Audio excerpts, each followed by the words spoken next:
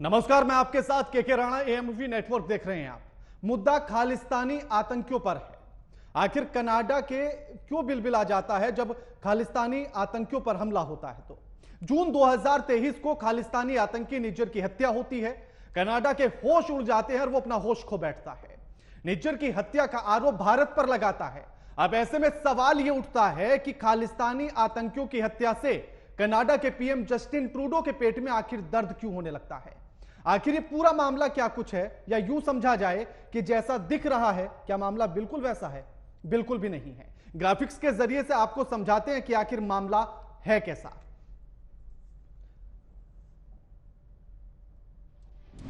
खालिस्तानी आतंकियों से किसको फायदा? कनाडा की अंदरूनी राजनीति से उमड़ा खालिस्तानी प्रेम। खालिस्तानी समर्थक पार्टी के पास हैं 25 सांसद। सोचिएगा, कनाडा में लोकसभा की कुल सीटें 338 हैं। बहुमत के लिए जरूरी है 178 सीट। ट्रूडो की पार्टी के पास 158 सीट हैं, यानी कि बहुमत से दूर है। खालिस्तानी समर्थक पार्टी एनडीपी और एनडीपी के पास 25 सांसद हैं, और जिसने ट्रूडो को समर्थन दिया हुआ है। अब समझिए खालिस्तान।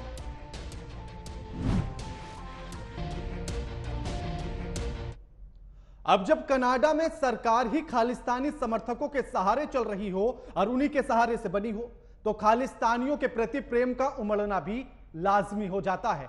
लेकिन खालिस्तानी आतंकियों के समर्थन का एक और कारण समझिएगा, ग्राफिक्स के जरिए से दिखाते हैं आपको। खालिस्तानियों के समर्थन का कारण क्या है? 1971 में पाकिस्तान के 2 टुकड़े किए गए और बांग्लादेश बना दिया। इंदिरा गांधी के इस कारनामे से पाकिस्तान को गहरा जख्म मिला। पाकिस्तान के लिए जख्म हुआ ये नासूर, यानी कि नासूर बन गया पाकिस्तान के लिए। पाकिस्तान अब भारत के टुकड़े करने के सपने देखता है। खालिस्तानियों के सहारे अपने इस सपने को सच करना चाहता है पाकिस्तान। खालिस्तानियों को आईएसआई का समर्थन मिलता है।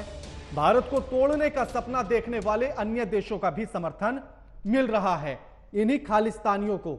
अब सोचिएगा, अब खालिस्तानियों को समर्थन कहां से और क्यों मिल रहा है, यह भी आपको समझाते हैं। अब यह सवाल है कि आखिर खालिस्तानियों की आवाज या खालिस्तान बनाने की आवाज कैसे उठी। फटाफट एक नजर में आपको ये चीजें बताते हैं। कैसे उठी खालिस्तान की मांग? 1929 में मोतीलाल नेहरू ने उठाई पूर्ण स्वराज की आवाज। शिरोमणि अकाली दल के तारा सिंह ने सिखों के लिए अलग देश की मांग कर डाली। देश के विभाजन के बाद खालिस्तान की मांग और तेज हो गई। पाकिस्तान अलग होने पर मुस्लिमों से ज्यादा सिखों को भी तकलीफ हुई, और उस तकलीफ का कारण क्या है? क्योंकि सिख भारत और पाकिस्तान में बसते थे। विभाजन से सिखों की पारंपरिक जमीन चली गई। 1955 में अकाली दल ने भाषा के आधार पर अलग देश बनाने की मांग की। 1966 में इंदिरा गांधी ने पंजाब को 3 हिस्सों में बांट दिया, पंजाब, हरियाणा और चंडीगढ़। चंडीगढ़ केंद्र शासित प्रदेश। अब जब यह हुआ तो अब इसके आगे की कहानी समझिएगा। अब इस मांग से भी जब पेट नहीं भरा, तो अब इसके बाद जो स्थिति अब बन रही है, उस स्थिति के आधार पर आज जो हम सवाल उठा रहे हैं, वो सवाल आपको बताते हैं, क्योंकि उन्हीं के इर्द गिर्द आज की हमारी चर्चा है।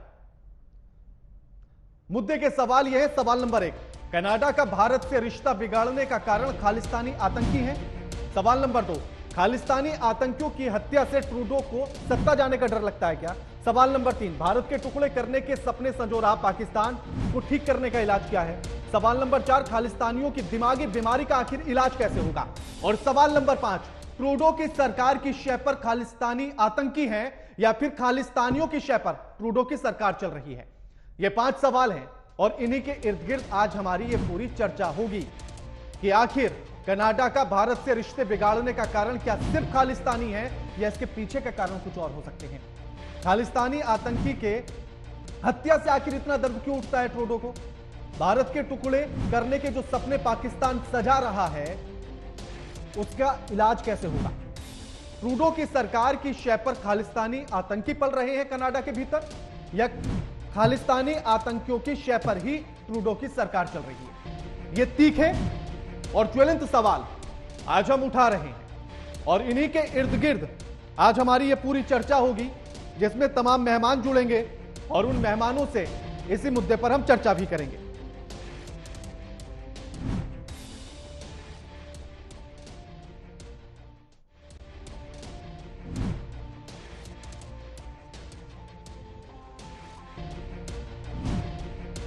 अब ये देखिए जो सवाल हम ये उठा रहे हैं, अब ये देखिएगा कि आखिर इसका फायदा किसको मिलेगा। कनाडा की अंदरूनी राजनीति से खालिस्तानी का प्रेम उमड़ा है, यानी कि उसके प्रति सरकार का प्रेम उमड़ा है। अगर वहां की राजनीति को समझे तो लोकसभा की कुल सीटें 338 हैं, बहुमत के लिए 178 सीटों की जरूरत है। ट्रूडो की पार्टी के पास 158 है, यानी कि बहुमत से दूर है। खालिस्तानी समर्थक पार्टी है एनडीपी, और उसके पास है 25 सांसद,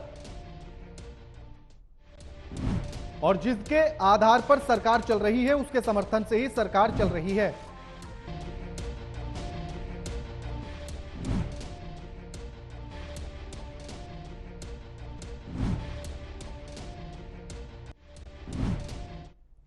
अब ये सवाल बड़े ज्वलंत हैं, क्योंकि आज की जो स्थिति है उसके आधार पर इन सवालों का उठना बड़ा लाजमी है। अब ऐसे में सवाल यह भी है कि आखिर क्या ट्रूडो को अपनी सरकार का चले जाने का डर लगता है, सरकार के गिर जाने का डर लगता है, और क्या इसीलिए खालिस्तानियों को शय दे रखी है, और क्या इसीलिए खालिस्तानियों के प्रति इतना प्रेम ट्रूडो दिखा रहे हैं? क्योंकि एक खालिस्तानी आतंकी की हत्या हो जाती है और उसके बाद से पेट में दर्द होने लगता है ट्रूडो के, क्योंकि ट्रूडो की सरकार ही खालिस्तानियों के समर्थन से चल रही है, और अगर सरकार चल रही है तो उन्हें डर है कि ऐसे में कहीं उनसे वो समर्थन न चला जाए, और अगर समर्थन चला गया तो सरकार गिर जाएगी। क्योंकि महज 158 सीटें हैं ट्रूडो की पार्टी के पास, जबकि बहुमत के लिए चाहिए 178 सीटें। 25 सीटें एनडीपी पार्टी ने उनको दे रखी हैं, और जिसके गठजोड़ के साथ ही ट्रूडो की सरकार कनाडा के भीतर चल रही है। अब ऐसे में इस प्रेम के पीछे के कारण को जानना बड़ा जरूरी है, क्योंकि मामला सिर्फ इतना नहीं है, और इतना अगर आप समझ भी रहे हैं तो भी भूल कर रहे हैं, क्योंकि सिर्फ सत्ता के जाने के डर से तो इतना बड़ा प्रेम नहीं उमड़ सकता है। तो इसके पीछे के कारण को समझिए। खालिस्तानियों को और जो समर्थन मिल रहा है वो आईएसआई से भी मिल रहा है, और ये हम क्यों कह रहे हैं? क्योंकि जब 1971 में तत्कालीन प्रधानमंत्री इंदिरा गांधी ने पाकिस्तान के 2 टुकड़े किए और एक टुकड़ा तोड़कर बांग्लादेश बना दिया, तो उसके बाद से ही यह गहरा जख्म पाकिस्तान को मिला, और उसके बाद से ही पाकिस्तान ये सपने देखने लगा कि वो किस तरह से भारत के टुकड़े करे। अब उसको इस सपने को पूरा करने के लिए खालिस्तानी नजर आते हैं कि खालिस्तानियों को फंडिंग करो और उनकी आवाज को मजबूत करो, तो वो भारत के खुद ही टुकड़े कर देंगे, अलग देश की मांग उठाएंगे। लेकिन इस बात को पाकिस्तान भी आंख, नाक और कान खोलकर सुन ले कि उनका यह सपना सिर्फ और सिर्फ सपना ही रहेगा, इससे ज्यादा और कुछ नहीं। भारत को तोड़ने की हिम्मत पाकिस्तान में नहीं है। उसका आईएसआई या उसका कोई सा भी आतंकी संगठन इस तरह की कितनी भी हिमाकत कर ले, भारत को छू भी नहीं सकता है। टुकड़े करने की बात तो बहुत बड़ी है, 1 इंच जमीन तक नहीं ले सकता है, तो टुकड़े करने की बात बहुत बड़ी है। लेकिन वो इसी सपने के साथ, और वो चाहता है कि उसका यह सपना सच हो, साकार हो, इसीलिए पाकिस्तान और उसका आईएसआई संगठन खालिस्तानियों को समर्थन देता है।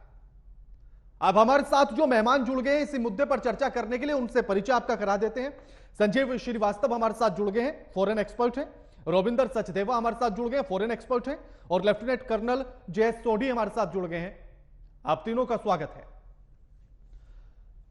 संजीव श्रीवास्तव जी, सवाल आपसे यह है सबसे पहला तो कि आखिर जिस तरह की स्थितियां बन रही हैं, क्या यूं समझा जाए कि खालिस्तानी आतंकियों की शय पर ट्रूडो की सरकार है, या फिर कनाडा की सरकार की शय पर खालिस्तानी पल रहे हैं वहां पर? किस तरह से समझे इस कहानी को?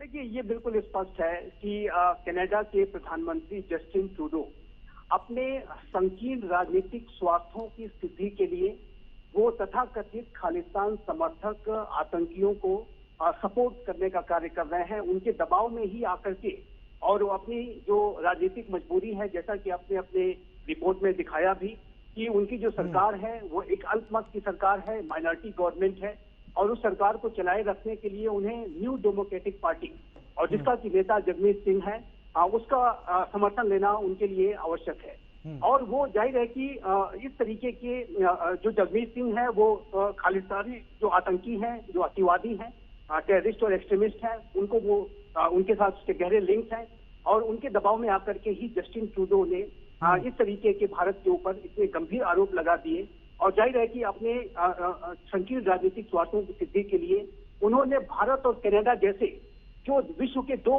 बड़े लोकतांत्रिक राष्ट्रों के जो गहरे संबंध हैं उसको उन्होंने दांव पे लगा दिया है, और उसको वो लगातार क्षति पहुंचाते जा रहे हैं। तो ये बिल्कुल स्पष्ट है कि जस्टिन ट्रूडो की जो स्वार्थ परखता है, जो उनकी सेल्फिशनेस है, उसकी वजह से आज भारत और कनाडा के संबंधों में गहरा तनाव आ गया है। दूसरा, जस्टिन ट्रूडो के इन नकारात्मक कदमों की वजह से आज आप देखिए तो यूनाइटेड स्टेट्स ऑफ अमेरिका हो, यूनाइटेड किंगडम हो, ऑस्ट्रेलिया हो, विश्व के अन्य जो लोकतांत्रिक राष्ट्र हैं वो भी कितने संकट या दुविधा में फंसे हुए दिखाई देते हैं। उनको भी ये समझ में नहीं आ रहा है कि आखिर जस्टिन ट्रूडो ने क्या कर दिया और उसको हम कैसे हैंडल करें। यूनाइटेड स्टेट्स ऑफ अमेरिका की तरफ से और अन्य जगहों लोकतांत्रिक राष्ट्रों से जो बयान आ रहे हैं उसमें वो अपने आप को एक बैलेंस रखने की कोशिश कर रहे हैं, क्योंकि कनाडा हो चाहे भारत हो, दोनों ही अमेरिका के और अन्य लोकतांत्रिक राष्ट्रों के जाहिर है कि क्लोज रिलेशनशिप है, एक अलायंस और एक और पार्टनरशिप का जो संबंध है उसको वो बैलेंस आउट करना चाह रहे हैं, और इसी वजह से वो एक संतुलित बयान देने की कोशिश कर रहे हैं। लेकिन जस्टिन ट्रूडो ने अपने राजनीतिक स्वार्थों के लिए उन अपने एलाइज को भी दुविधा में डाल दिया है। तीसरा, मैं एक बात कहना चाहता हूं कि जस्टिन ट्रूडो ने ये जो भारत के ऊपर आरोप लगाए हैं वो बहुत ही सेलेक्टिव हैं, एब्सर्ड हैं, मोटिवेटेड हैं, बिल्कुल नेगेटिव मानसिकता के साथ लगाए गए आरोप हैं। और इसमें उन्होंने सिर्फ हरदीप सिंह निज्जर का केस उठाया, लेकिन करीमा बलोच के बारे में उन्होंने एक बात भी नहीं कहा। करीमा बलोच, जो कि आपके दर्शकों के लिए मैं बताना चाहूंगा कि बलूचिस्तान की एक बहुत ही प्रभावशाली जो मानवाधिकार कार्यकर्ता थी, जिनकी कि कनाडा के टोरंटो में 2020 में हत्या कर दी गई थी, उसके बारे में तो कुछ नहीं बोल रहे। जो कनाडा के अंदर जो इंटर गैंग राइवलरी की घटनाएं सामने आ रही हैं, अभी 2 दिन पहले सुखा दिनोके नामक एक गैंगस्टर की जो हत्या हुई है उसके बारे में तो कुछ नहीं बोल रहे। हमारे राजनयिकों के जो बैनर्स पोस्टर निकाले जाते हैं, उनको असैसिनेट करने की धमकियां दी गई, खुलेआम धमकियां दी गई, उसके बारे में वो कोई बात नहीं कर रहे हैं। जो हमारे जो कनाडा के अंदर हमारे पूर्व प्रधानमंत्री श्रीमती इंदिरा गांधी को असैसिनेट करते हुए जिस तरीके से एक झांकी के अंदर दिखाया गया, उसके बारे में तो कुछ नहीं बोल रहे हैं। सिर्फ एक केस उठा करके सिर्फ आतंकी अतिवादियों को अपीच करने के लिए वो भारत को जो बदनाम करने की कोशिश कर रहे हैं उसमें वो सफल नहीं हो पाएंगे, ये बात बहुत स्पष्ट है। मेरा ऐसा मानना है कि भारत और कनाडा के जो संबंध हैं बेहद गहरे हैं, ये साझा मूल्यों, साझा हितों, साझा अवसरों, साझा चुनौतियों पर आधारित है, इसको वो बर्बाद नहीं कर पाएंगे। ठीक है संजीव जी। रविंदर जी, अब सवाल ऐसे में ये उठता है कि आखिर क्या सिर्फ राजनीतिक कारणों से ही, और वो भी भीतरी राजनीतिक कारणों से ही ट्रूडो ये सब कुछ कर रहे हैं, या इसके पीछे की कहानी कुछ और है जो अभी तक हम समझ नहीं रहे हैं ठीक से?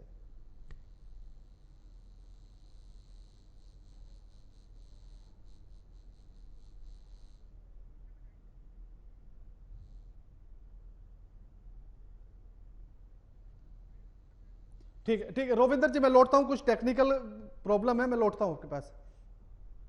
ठीक है जय सोडी जी, जो सवाल मेरा रविंदर जी से था वही मेरा आपसे भी है कि क्या ट्रूडो ये सब कुछ सिर्फ इसलिए कर रहे हैं क्योंकि उन्हें अपनी सत्ता बचानी है, या इसके पीछे के कारण कुछ और भी हो सकते हैं जो अभी तक हम देख नहीं पा रहे हैं ठीक से? जय हिंद राणा जी, ये मेरा सौभाग्य कि मैं आपके न्यूज चैनल और विख्यात को पैनलिस्ट के साथ हूँ। कनाडा और खालिस्तानियों का जो रिश्ता, हमें थोड़ा इतिहास में जाना पड़ेगा। ये कहानी शुरू होती है 1980 से, लेकिन उससे पहले 1897 में पहला भारतीय जो कि एक सिख थे वो कनाडा पहुंचे, जो कि समुद्री जहाज पे थे, आरएमएस एम्प्रेस। 1897 से लेके लगातार हिंदू और सिख कनाडा जाते रहे, क्योंकि कनाडा हमेशा से एक शांति प्रिय और अच्छा देश माना जाता था। लेकिन ये सब कुछ बदल गया 1980 में, क्योंकि 1980 में कनाडा के प्रधानमंत्री बने पियरे ट्रूडो, जो कि वर्तमान प्रधानमंत्री जस्टिन ट्रूडो के पिताजी हैं। अब उसी वक्त भारत में, पंजाब में खालिस्तानी जो मूवमेंट थी वो अपना जहरीला सर उठा रही थी, और भारत सरकार ने खालिस्तानियों पे काफी कठोर एक्शन किया, जिसकी वजह से कई खालिस्तानी लोग भाग के कनाडा चले गए। अब पियरे ट्रूडो ने इन खालिस्तानियों को पनाह दी वहां पे। भारत सरकार ने उन पे बहुत दबाव डाला उनको एक्सट्राडिट करने के लिए, लेकिन पियरे ट्रूडो ने एक ना सुनी। उसका नतीजा ये हुआ कि 1985 में पहला बड़ा खालिस्तानी हमला हुआ भारत पे विदेश से, जब खालिस्तानियों ने एयर इंडिया की flight Montreal to Mumbai AI-182 को आयरलैंड के पास आसमान में उड़ा दिया, जिसकी वजह से 329 लोग मारे गए। तब से लेके आज तक जो भी कनाडा की सरकार आई है वो उन खालिस्तानियों का समर्थन करती रही है। अब ये चीज और गहरी और गंभीर हो गई 2021 में, जब कनाडा में चुनाव के परिणाम आए तो जस्टिन ट्रूडो को बहुमत नहीं मिला और उसे नेशनल डेमोक्रेटिक पार्टी, जो कि जगमीत सिंह की है, जिसका पूरा झुकाव खालिस्तान की तरफ है, उसका सपोर्ट लेना पड़ा। ये तो है एक मुख्य कारण। दूसरा कारण ये है कि जो आईएसआई है, आईएसआई को एक पका पकाया खाना मिल गया, जिसकी वजह से वो भारत में अस्थिरता और अशांति फैला सकता है। 1971 में भारत ने पाकिस्तान को युद्ध में हराया और बांग्लादेश बना, तब भारत को एहसास हो गया कि वो युद्ध में भारत को नहीं हरा सकता। इसलिए 1977 में जनरल जियाउल हक, जो कि पाकिस्तानी सेना के सेना अध्यक्ष थे, बाद में उनके राष्ट्रपति बने, उन्होंने एक मिलिट्री डॉक्ट्रिन का गठन किया जिसका नाम है ब्लीडिंग इंडिया इनटू 1000 कट, यानी कि भारत पे हजार घाव करने होंगे। ये जो डॉक्ट्रिन है राणा जी, ये आज तक पाकिस्तान मिलिट्री एकेडमी और स्टाफ क्वेटा में पढ़ाई जाती है। इसके तहत इन्होंने सबसे पहले पंजाब में आतंकवादियों को समर्थन देना शुरू किया और उसके बाद जम्मू कश्मीर में। तो ये जो कनाडा की धरती पे भारत और हिंदुओं के खिलाफ जो ये युद्ध हो रहा है, इसके पीछे पूरी जो ताकत है वो जस्टिन ट्रूडो की सत्ता बचाने के लिए, और पाकिस्तान की ताकत है आईएसआई के जरिए भारत में अस्थिरता और अशांति फैलाने के लिए। ठीक, बिल्कुल। रोविंदर जी, ट्रूडो को सत्ता जाने का डर है, क्या सिर्फ इसीलिए वो भारत से दोस्ती तोड़ने तक के कगार पर आ गया? ये समझ सकते हैं कि वो इतना जोखिम उठाने के लिए तैयार होंगे? आवाज आ रही है मेरी? हाँ बिल्कुल आ रही है आवाज आपकी।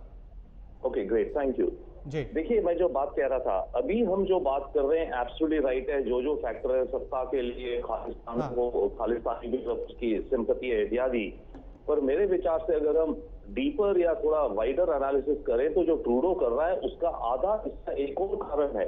ये कारण केवल 50% है मैं कहूंगा, बाकी जो 50% है वो भी डोमेस्टिक है। और उसका कारण ये है कि 2019 और 21 में चाइना ने इंटरफेयर करा था कनाडा के इलेक्शन में, पैसे देके, ब्राइबरी देके, ब्लैकमेलिंग काफी कुछ करके, ताकि ट्रूडो की पार्टी जीते और जो कंजर्वेटिव पार्टी है वो हारे। कैनेडियन इंटेलिजेंस के पास वो खबरें भी थी, वो खबरें वो अपनी सरकार को देते भी रहे। उस समय भी ट्रूडो की सरकार थी, परंतु ट्रूडो की सरकार ने इलेक्शन के बाद भी आकर के उस इंटेलिजेंस को पब्लिक से शेयर नहीं करा या पार्लियामेंट से भी शेयर नहीं करा। ये खुलासा हुआ था पिछले साल एक न्यूज़पेपर रिपोर्ट में बहुत बड़ा, कि ट्रूडो की सरकार क्या सीक्रेसी है, क्या छुपा रही है जो चाइनीज इंटरफेरेंस था। उसके चलते एक वहां पर कमीशन सेटअप हो गया, जिसकी रिपोर्ट एक्चुअली अगले महीने आनी है। ये बहुत बड़ा स्कैंडल है कनाडा के अंदर कि ट्रूडो ने फॉरेन इंटरफेरेंस के बारे में अपनी गवर्नमेंट को नहीं बताया। ट्रूडो बहुत बैकफुट पे है, तो उसका ये जो उसने भारत के खिलाफ चार्ज खड़ा कर दिया पार्लियामेंट में जाके, उसका एक रीजन ये है कि ट्रूडो अपनी पॉलिटिकल डोमेस्टिक को ये बता रहा है कि मैं किसी भी फॉरेन इंटरफेरेंस को छुपा नहीं रहा हूं, मैं तो खुलेआम आपके सामने हूं। अभी हमारे पास की इंफॉर्मेशन इतनी है, आगे जो आएगी मैं आगे बताऊंगा। तो ट्रूडो ने जो ये स्टेप कदम उठाया भारत के को लेकर के, अपनी पार्लियामेंट में बात करके, उसके पीछे 50% कारण ये है कि वो अपनी पॉलिटिकल स्पेस और अपनी, या क्या कहिए, जो भी क्रेडिबिलिटी को बीफअप करना चाहता है। जो भी फॉरेन इंटरफेरेंस हो रही है हमारे देश में, चाइना से हुई, उसका कमीशन बैठा हुआ है, पूरा वो रिपोर्ट लाएगा अगले महीने। बट मीनवाइल मैं अब आपको सारी इंफॉर्मेशन पब्लिकली शेयर करते जाऊंगा। आधा कारण ये है जो ट्रूडो ने ये बात कही, बिल्कुल ठीक। आधा कारण डेफिनेटली ये से उसको खालिस्तान वोट या सिंपैथी, एम्पैथी जो भी हो, एटसेट्रा, और आईएसआई क्या चक्कर घुमा रही है। बट ये 50% को हमें भूलना नहीं चाहिए कि किस कारण शायद उसको और इन्फ्लुएंस हुआ कि वो खड़े होकर ऐसे अर्थपटी स्टेटमेंट दे। ठीक है संजीव जी, अब मेरा सवाल ऐसे में ये है कि चलिए मान लीजिए हम जो बात रोविंदर जी कह रहे थे, इस बात को ही आगे बढ़ाते हैं कि आईएसआई और पाकिस्तान इस बात का सपना देखते हैं कि भारत के टुकड़े हों, और उन्हें वो रास्ता या वो सपना साकार होते हुए नजर आता है खालिस्तानियों से। तो अगर 50% इस बात को भी मान ले तो इससे ट्रूडो को क्या फायदा मिलता है? देखिए, ये बात जो चाइनीज इंटरफेरेंस की बात है, वो कनाडा के अंदर एक बड़ा मुद्दा है। और वहां की जो कंजर्वेटिव पार्टी है वो इस बात का लगातार जस्टिन ट्रूडो के ऊपर दबाव बनाती रही कि 2019 और 2021 के जो कनाडा के इलेक्शंस हुए थे उसमें चाइनीज जो दखल है, चाइनीज जो इंटरफेरेंस है, उसकी जांच कराई जाए। और उसको लेकर के अब एक कमीशन बना दिया गया है और वहां पर जो क्यूबेक की जो कोर्ट ऑफ अपील्स की जस्टिस वॉन्ग के द्वारा जस्टिस हॉन्ग के द्वारा ये कमीशन की अध्यक्षता की जा रही है और उसकी अगले वर्ष की शुरुआत में इसकी एक रिपोर्ट आएगी। उसके बाद ये स्पष्ट रूप से पता चल पाएगा कि चाइना का इंटरफेरेंस वहां के इलेक्शंस में कितना था। लेकिन कंजर्वेटिव पार्टी जो कनाडा की है वो जो ये आरोप लगा रही है वो इस बात को स्पष्ट रूप से कह रही है कि चाइना का जो इंटरफेरेंस कनाडा की पॉलिटिक्स में हुआ उसका फायदा जस्टिन ट्रूडो को मिला।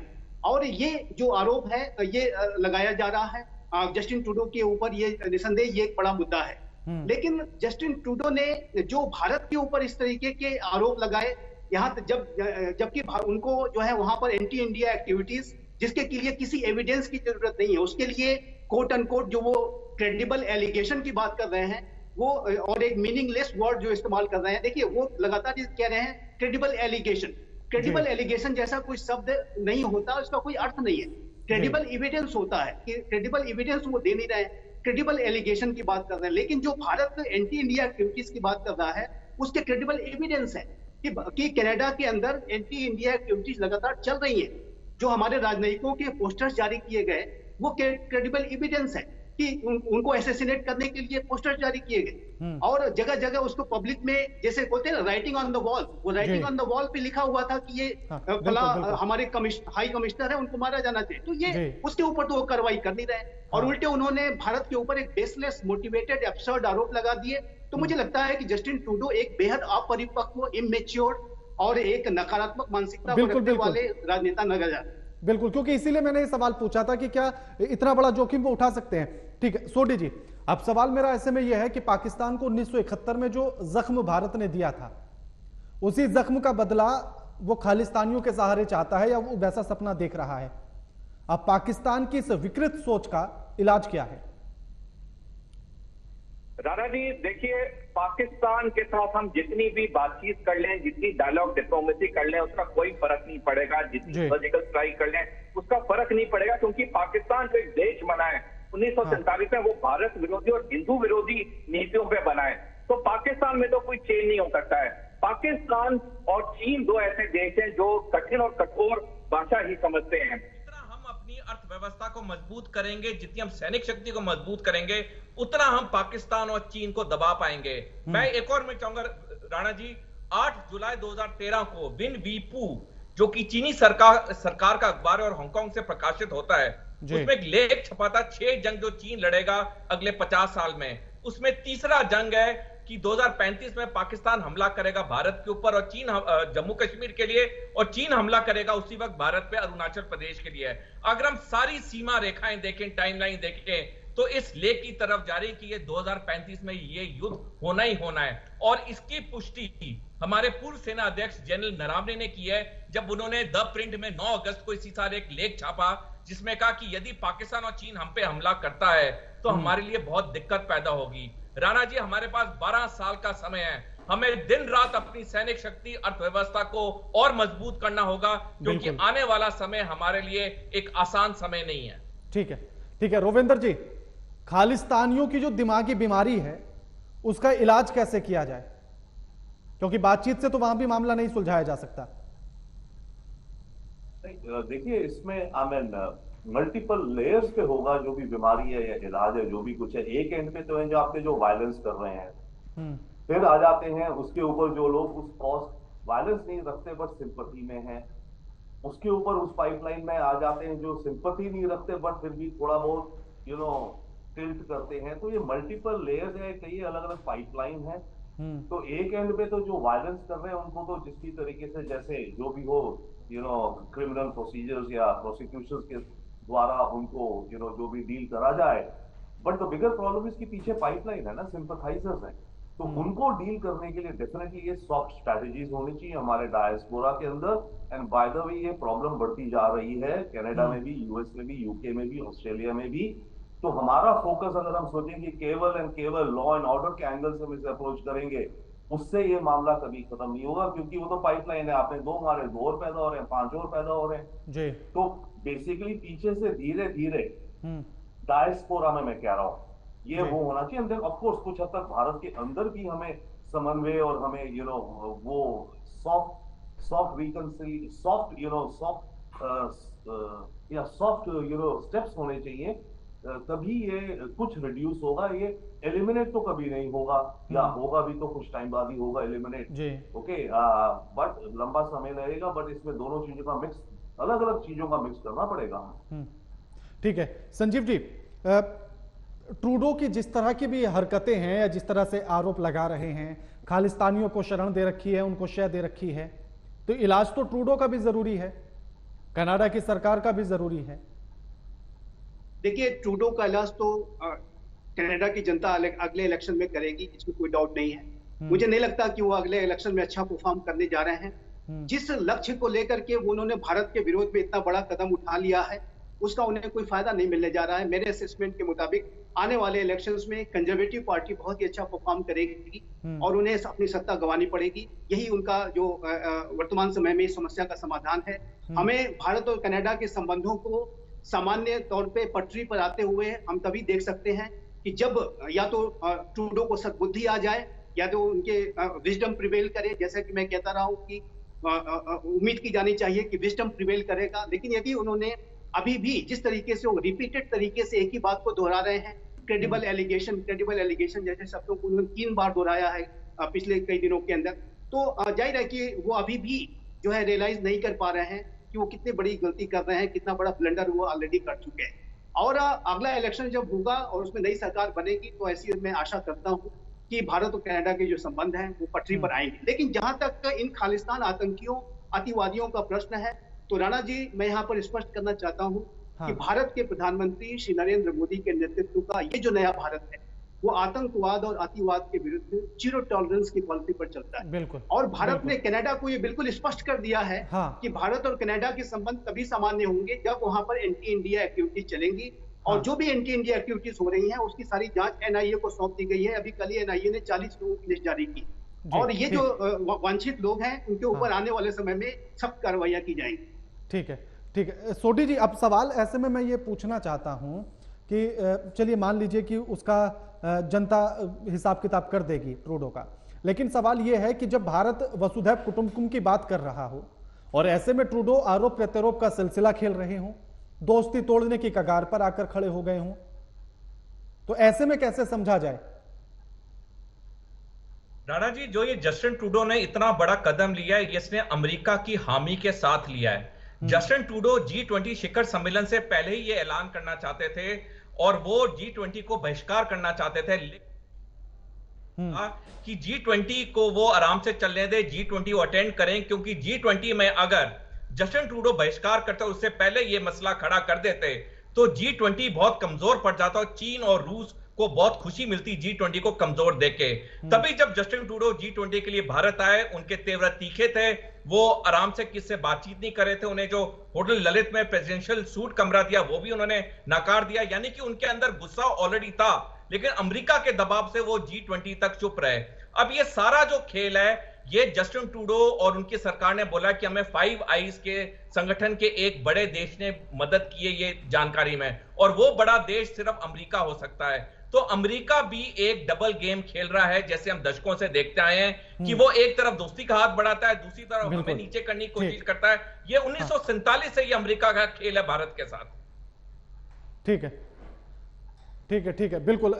शुक्रिया आप सभी मेहमानों का हमारे साथ चर्चा करने के लिए और अपना कीमती समय देने के लिए। लेकिन ऐसे में सवाल यही है कि ट्रूडो की यह गलती क्या कनाडा के लिए भी भारी पड़ेगी? भारत से दोस्ती का हाथ जो भारत बढ़ा रहा है और पूरी दुनिया हाथ मिलाने के लिए तैयार है, ऐसे में ट्रूडो ये दोस्ती का हाथ झटक कर जाते हैं तो ये कितना नुकसानदेह होगा कनाडा की जनता के लिए और कनाडा के लिए, और खालिस्तानियों को पनाह देना कितना नुकसानदेह होगा, क्योंकि नफरत किसी के लिए भी फायदेमंद नहीं हो सकती है और यह बात कनाडा की जनता को भी और ट्रूडो को भी समझनी होगी। लगातार खबरों के लिए देखते रहिए एएमओवी नेटवर्क। नमस्कार।